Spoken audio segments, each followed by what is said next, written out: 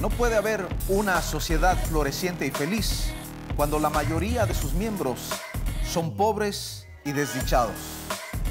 Adam Smith, padre de la economía moderna, máximo exponente de la economía clásica. Bienvenidos a Controversial con el doctor Alberto Motesi, el punto de encuentro de ideas, propuestas, diferentes puntos de vista, pero solo la verdad tiene que vencer.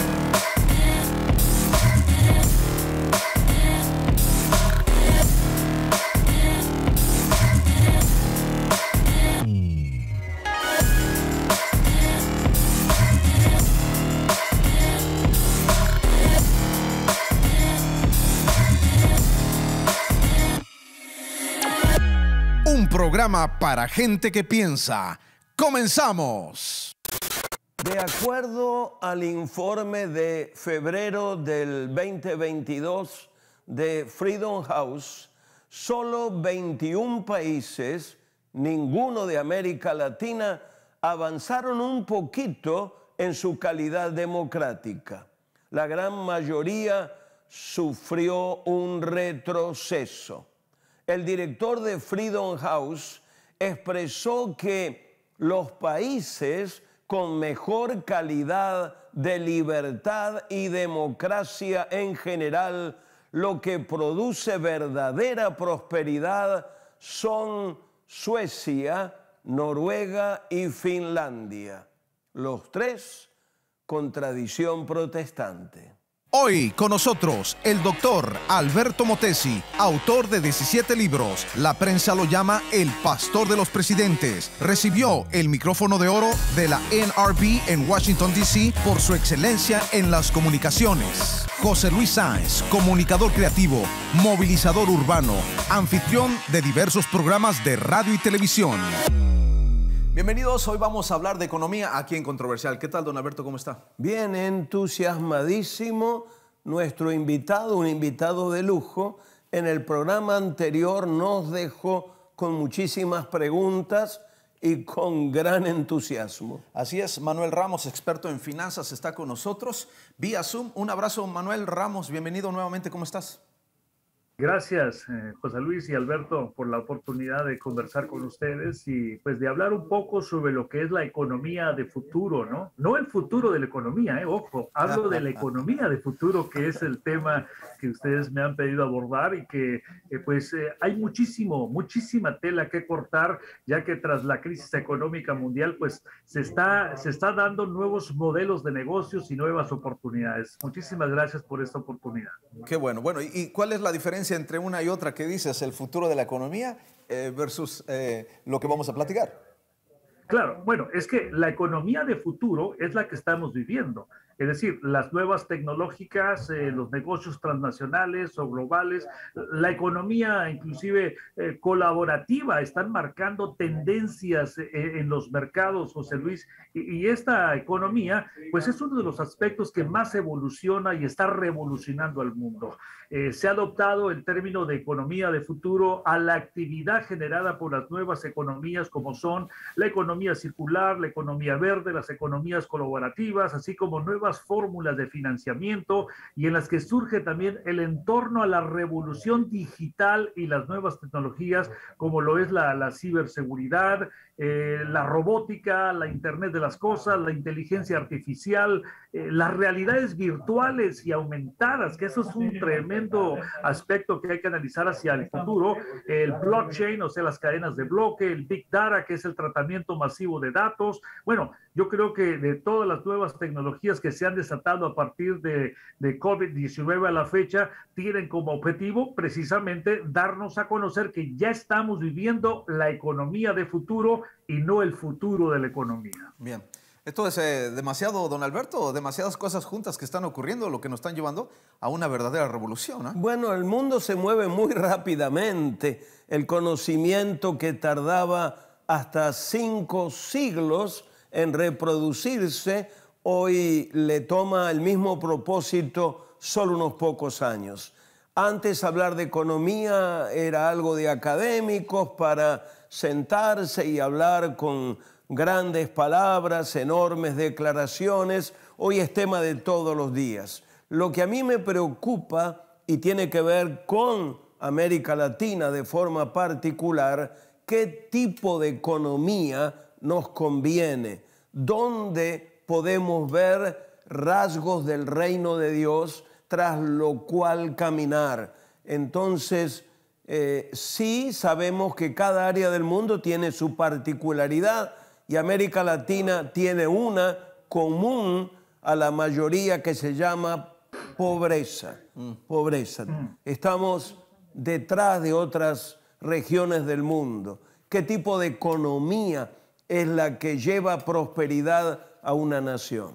Bien, ¿qué estás anticipando en los próximos 10 años en la economía mundial, Manuel? Bueno, yo creo que la economía mundial ya la estoy definiendo, ¿no? Acerca de la innovación, la investigación, el desarrollo tecnológico y por supuesto, no tengo duda que los sectores públicos que están buscando, entre comillas, cómo mejorar la calidad de vida de sus ciudadanos, pues son los que más deben de utilizar todo el valor agregado que puede traer o que tienen las nuevas tecnologías que de nuevo se han desatado de una manera vertiginosa a partir de COVID-19 en adelante, ¿no? O sea, esto trae un valor agregado, José Luis, a todos los sectores de la economía, o sea, industrial, el transporte, los servicios, salud, el aumento de productividad y también facilita inclusive esa innovación y esa investigación para lograr que nuestras naciones en general pues puedan vivir una economía que sea más inclusiva,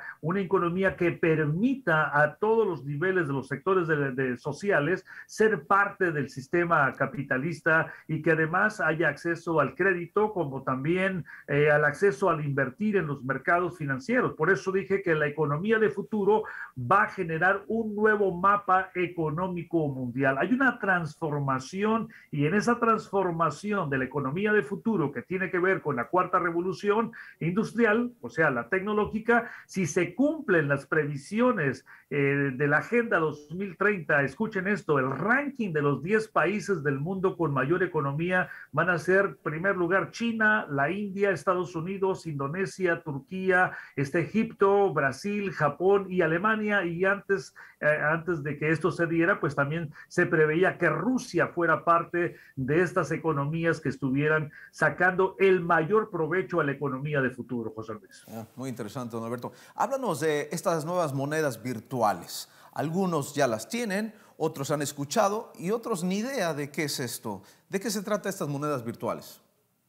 Bueno, creo que si voy a la historia de lo que son las monedas virtuales o las criptomonedas, el Fondo Monetario Internacional en 1969 creó esta moneda conocida como derechos de giros especiales. En 1969, en aquel entonces, influía mucho el economista del pensamiento monetarista, Milton Friedman, y se creó antes de que se diese ahora sí que la ruptura del dólar con reservas, con valor intrínseco en oro, con reservas en oro.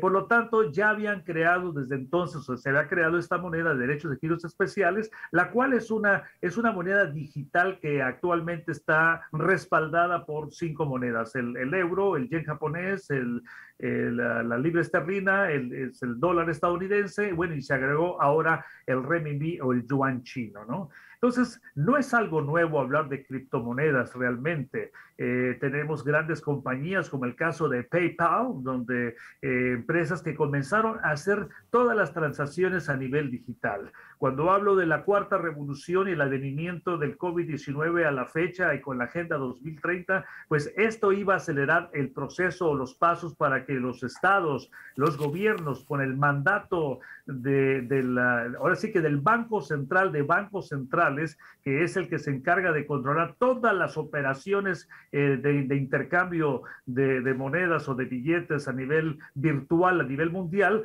pues obviamente presionando a los bancos centrales para atraer el dólar digital. El yuan chino ya existe, ya está en funcionamiento, de hecho ya han acelerado más el uso en sus países. El caso de la e-corona, y hay alrededor de 9 países más que ya tienen sus propias monedas digitales, que no es lo mismo una moneda digital que está respaldada por un banco central a una criptomoneda como lo es, por ejemplo, el Bitcoin, ¿no? Entonces necesitamos de definir, ¿no? ¿Cuál es cuál? Pues actualmente existen varios miles de criptomonedas en todo el mundo que se diferencian por tecnología, encriptación y el modo de uso. La mayoría de estas monedas virtuales, José Luis y Alberto, están basadas en la tecnología de blockchain y la moneda más conocida en este caso viene siendo el Bitcoin, que fue creada en el año 2008 por varias personas bajo el nombre de Satoshi Nakamoto, si bien recuerdo, hicimos una serie de estudios, por eso el nombre nunca se me ha olvidado.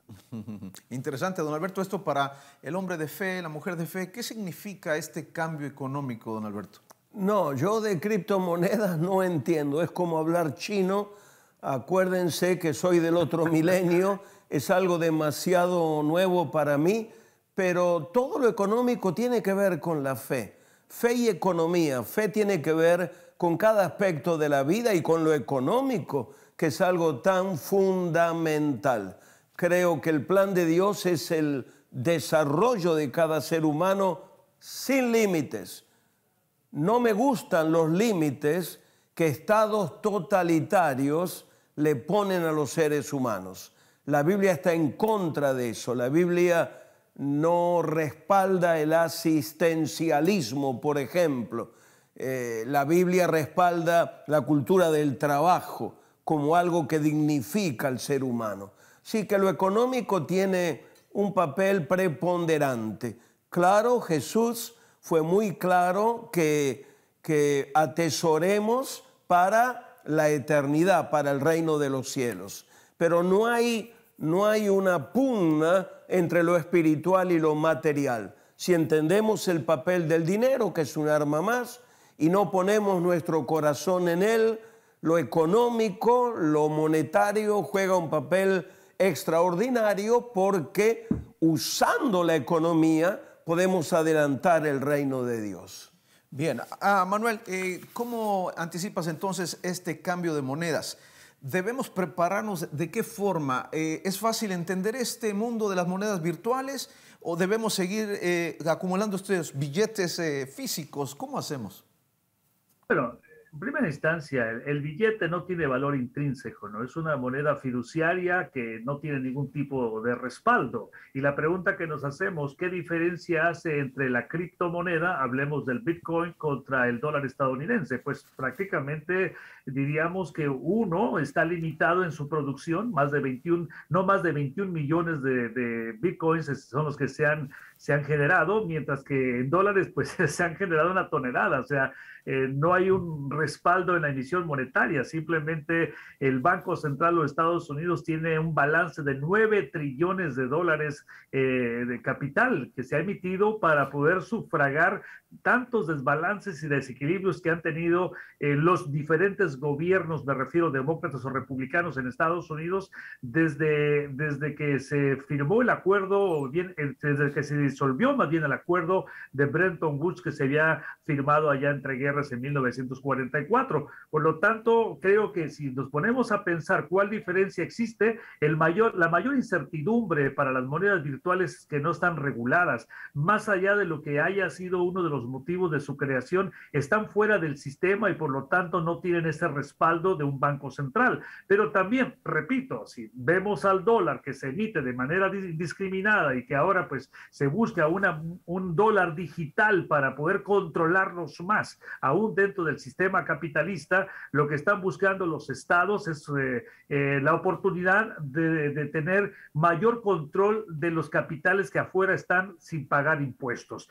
Según la administración del presidente Biden, existen trillones, si bien recuerdo, se habló de 7 trillones de dólares bajo la economía oscura, es decir, gente que tiene su dinero debajo del colchón o que está intercambiando con este dinero en efectivo efectivo sin haber pagado impuestos. Entonces tenemos también un Estado que está buscando la oportunidad del control independientemente de que estemos dentro del sistema capitalista. Recordemos que toda la emisión monetaria que recientemente se ha dado tanto por el gobierno del expresidente Trump como actualmente con la administración Biden, y obviamente me puedo remontar a todos los gobiernos, ha sido con el objetivo de quitar las libertades que tenemos los individuos. Es decir, la emisión monetaria es una inflación, es un impuesto escondido que se le cobra a las masas. Es decir, el gobierno tiene que recuperar todo ese asistencialismo del que hablaba Alberto, de que se ha regalado dinero a diestra y siniestra, pero que al final también deteriora la calidad de vida en el largo plazo.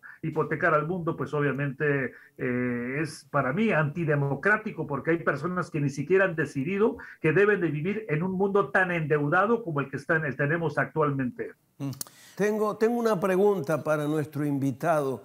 ¿Crees que el asistencialismo tan común en países como Argentina, por ejemplo, el asistencialismo provoca o mata la cultura del trabajo? Mata la cultura del trabajo en cualquier parte del mundo, la aniquila, termina con ella. ¿Por qué?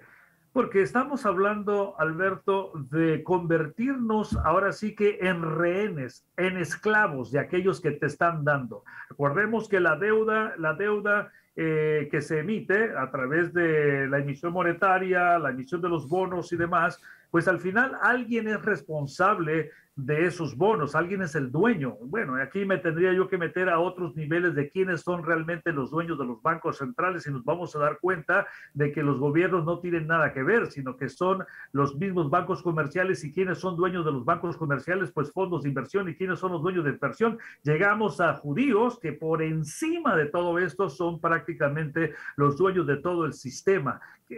¿Hasta dónde nos lleva todo este asistencialismo? Pues nos lleva a convertirnos en esclavos de quien nos presta, ¿no? Claro. Interesante. Claro. Y yo tendría una pregunta para usted, don Alberto. Entonces, en todo este tecnicismo que hemos hablado, ¿cuál sería bíblicamente la economía saludable para las naciones?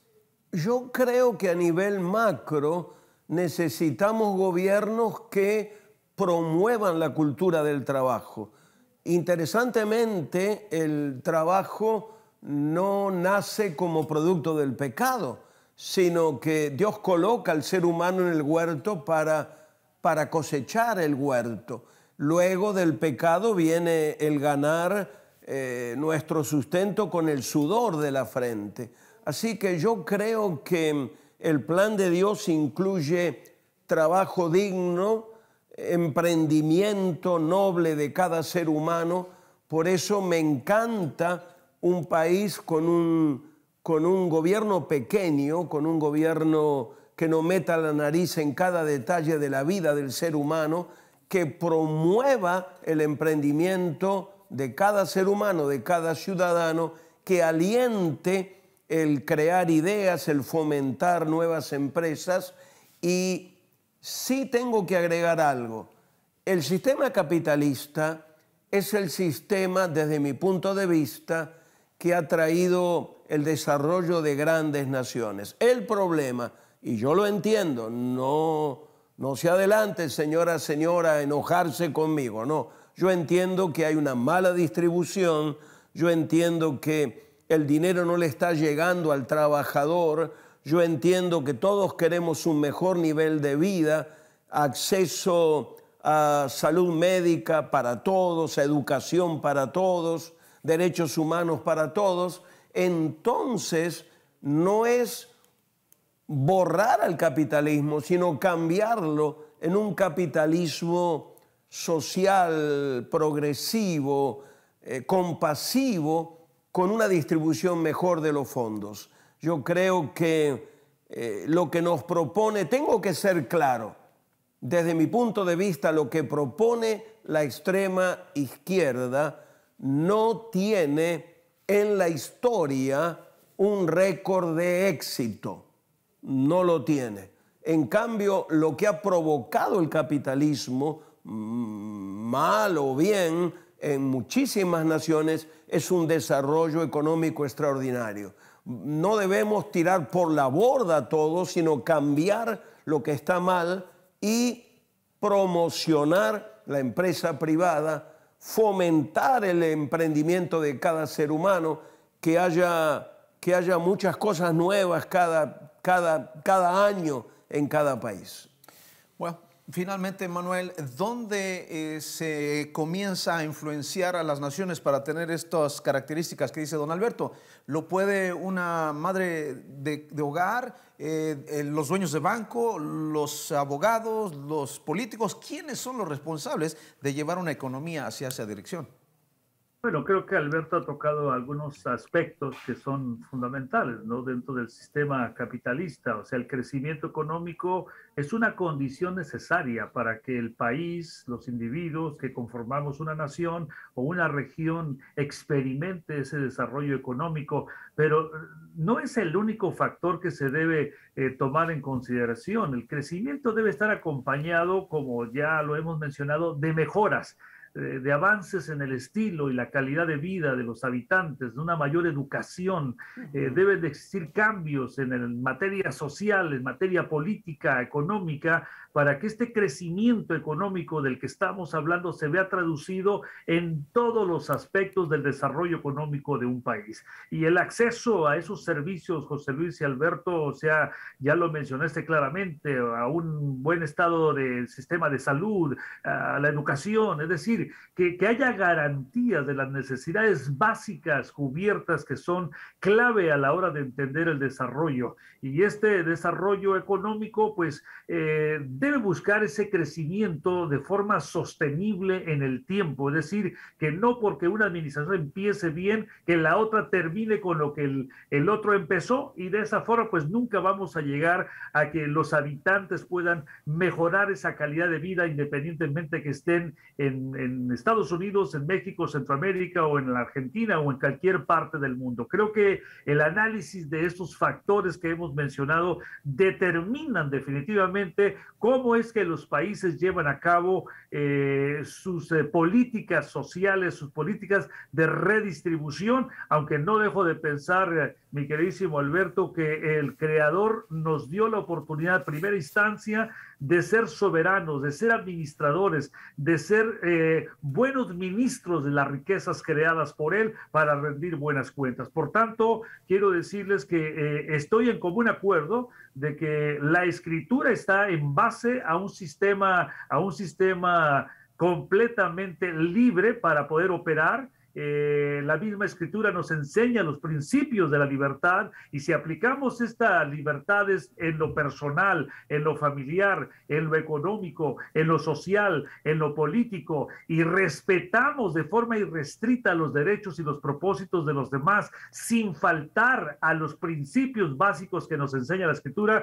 no tengo duda que el desarrollo económico, social y político del país y del mundo será diferente. Bien, su conclusión, don Alberto, en esta charla. Que tenemos que invitar más veces a Manuel Ramos. Es una fuente importante de conocimiento. Te admiramos mucho, Manuel, con todo nuestro corazón. Y mi palabra final, Dios tiene que ver con economía, Dios tiene que ver con cada detalle de la vida. Así es. Manuel, ¿tu conclusión?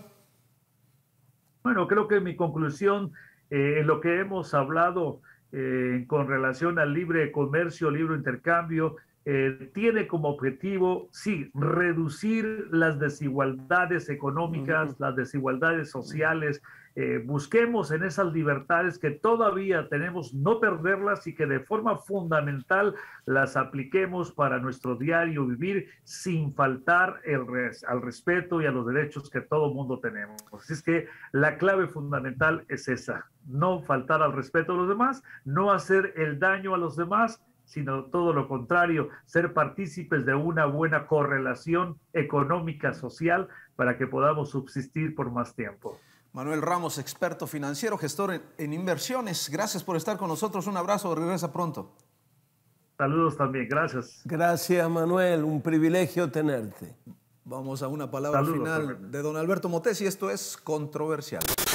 El expresidente de Costa Rica, don Oscar Arias, decano de los primeros mandatarios del continente y Premio Nobel de la Paz, dijo el 18 de abril del 2009, hablando a los presidentes en la Cumbre de las Américas, celebrada en Trinidad y Tobago, las siguientes palabras: leyendo la historia de América Latina comparada con la historia de Estados Unidos, uno comprende que Latinoamérica no tuvo un John Winthrop español ni portugués que viniera con la Biblia en su mano, dispuesto a construir una ciudad sobre una colina, una ciudad que brillara como lo fue la pretensión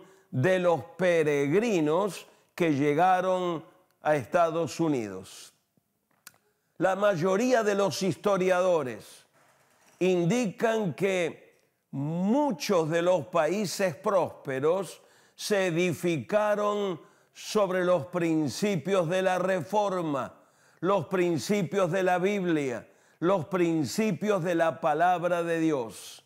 Si queremos naciones prósperas, tendremos que edificarlas como Dios manda. Es que somos muy olvidadizos y encima ignorantes de la historia. No conozco naciones que desarrollando, por ejemplo, estados fuertes, controladores, asistencialistas, hayan prosperado. Los países más prósperos del orbe tienen estados pequeños, son profundamente respetuosos del Estado de Derecho, tienen un poder judicial independiente y fomentan la iniciativa privada. ¿Quieres prepararte para una transformación en el mundo? Hazlo en Alberto Motesi University, alto nivel académico y espiritual. El estudiante es entrenado moral y espiritualmente para ser agente de transformación. Esta universidad te prepara para brillar en el mundo de las artes, la política, el gobierno, la economía, los medios masivos, la cultura en general. Programas disponibles, certificado y asociado en artes ministeriales, licenciatura en artes ministeriales. Te conviene. Alberto Motesi University. Estudia, prepárate, es tu tiempo. Para más información visita www.albertomotesiuniversity.com.